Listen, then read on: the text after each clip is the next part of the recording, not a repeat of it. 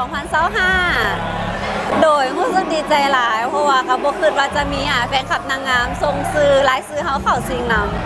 ำโดยหลังจากที่จบการประกวดไปนู่นนี่ก็รู้สึกดีใจแล้วก็กลับมาเบิ่งฟีดแบ็กของตัวเอง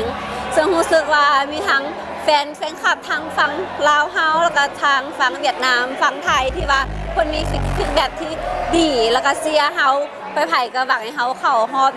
ในท็อปสาวแต่ว่าเฮาก็เฮ็ดเต็มที่แล้วซึ่งว่าการเก็บตัวอยู่ในเวียดนามม่วนหลายม่วนแฮงทุกคนก็น่าจะได้เห็นผ่านวิดีโอ TikTok ของนู่นนี่เนาะคือกิจกรรมอยู่เวียดแน่นแฮงและทางแฟนคลับเวียดนามเพิ่นก็ให้ความสนใจทางกองแม่เพิ่นก็เขาเจ้ามองว่าสนับสนุนเฮาเนาะเห็นเฮาแบบว่าม่วนทุกกิจกรรมเลยแบบบ่มีออมเลยแต่ละมื้อก็คือ energy เต็มแล้วก็น้องก็ได้ไปเห็นอยู่TikTok ของเวียดนามที่เขาเจ้าเขียนใส่น้องรู้สึกประทับใจแฮงเขาเจ้าว่าปีนี้ลาวเฮาแม่นประเทศอื่น energy มา10แต่ว่าลาวเฮานี่มา100เลย